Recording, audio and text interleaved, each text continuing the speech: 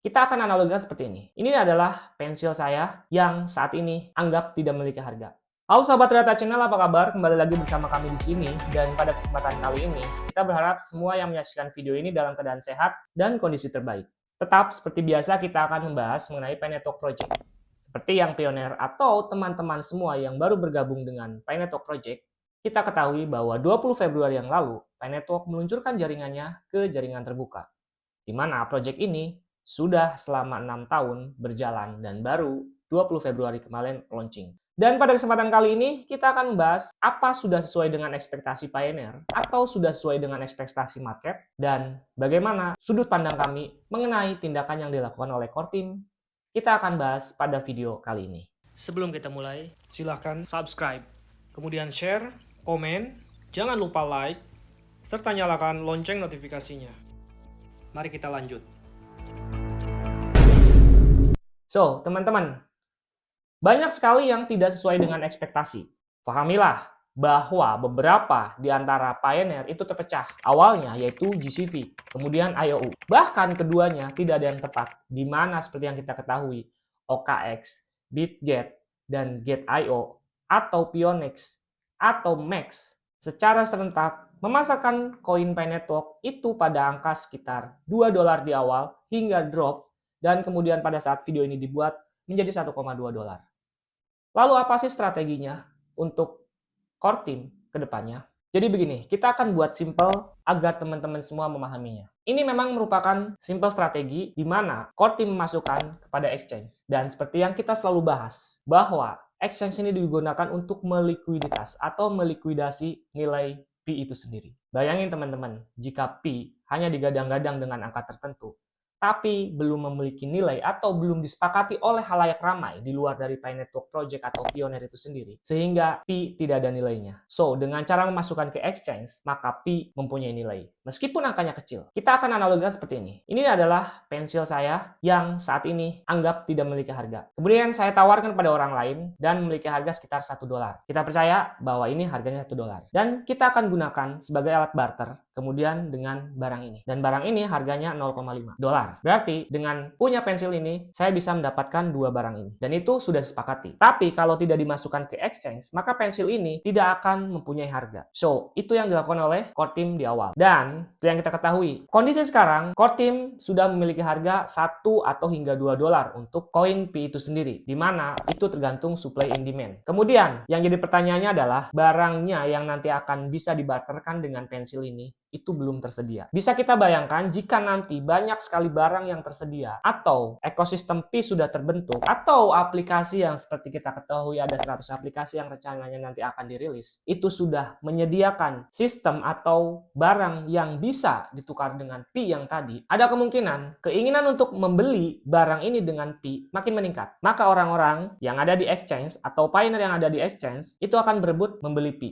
Sampai sini mengerti dan jelas? Apa yang akan terjadi? Harga pensil ini atau harga Picoin ini akan naik karena banyak sekali permintaan. Sedangkan seperti yang kita ketahui, harga hari ini bisa naik atau kembali rebound ke 1,2 itu dikarenakan faktor apa? Banyak sekali yang hold atau banyak sekali yang withdraw dari exchange yang beredar. Sehingga limit yang ada di exchange itu sedikit, dan kebutuhan orang ketika video kali ini dibuat, ada 5 exchange yang sudah publish dan setuju untuk QYB itu siap untuk menjual atau bertransaksi dengan Pi. Tetapi memang pertanyaannya adalah aplikasi atau ekosistem yang nantinya akan memvalidasi atau memberikan ruang atau market untuk Pi bisa ditransaksikan dengan barang dan jasa itu memang belum tersedia. Dan ini adalah sebuah strategi. Ketika supply and demand sudah ada, nilainya sudah ada, tinggal disetiapkan barangnya atau jasanya, maka kemudian Pi akan bisa ditransaksikan. Ketika supply atau ketersediaan Pi sedikit, barangnya banyak, permintaan Pi akan naik dan harga Pi akan naik. Seperti itulah kira-kira. Jadi teman-teman, hemat saya, ikuti saja project ini dan kita akan lihat. Memang polanya tidak jauh dengan Bitcoin. Seperti yang kita ketahui pada Bitcoin pada saat 2010 atau 2012, harganya juga tidak jauh beda, 0,00 berapa Bitcoin per satu Bitcoin. Dan pada saat video ini dibuat, Bitcoin menyentuh harga sekitar 96.000.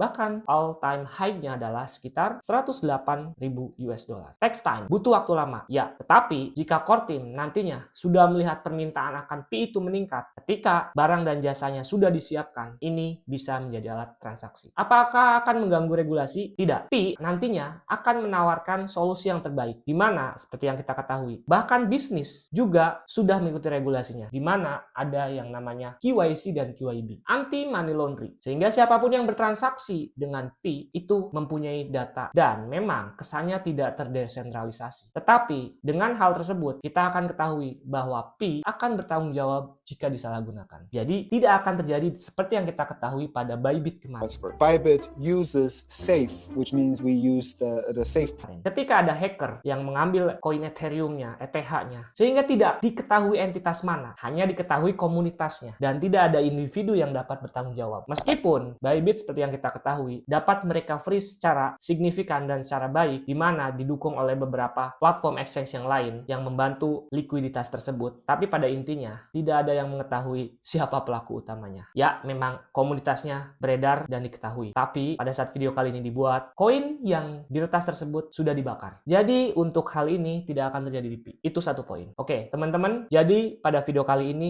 saya membuat gambaran seperti itu agar teman-teman semua menjadi lebih simpel memahami bahwa Pi Network Project ini perlahan jalan, perlahan disiapkan. Dan nantinya, seperti yang kita ketahui, 5 exchange yang sudah terdaftar, termasuk salah satunya yang masih menunggu community vote, Binance, itu juga masih melakukan vote, di mana berakhir tanggal 27 Februari, yaitu sekitar 3 hari ke depan. So, buat teman-teman, selamat bagi yang sudah menjual Pi-nya, sehingga mendapatkan koin lain, atau bisa di-fiatkan, atau memang buat teman-teman yang masih menunggu terhadap ekosistem yang nantinya akan disiapkan oleh core team, tentunya ini menjadi game changer ke depannya. Nah, seperti itulah kira-kira point of view kami di sini. Jadi kita akan lanjut. Silahkan subscribe, kemudian share, komen, jangan lupa like, serta nyalakan lonceng notifikasinya.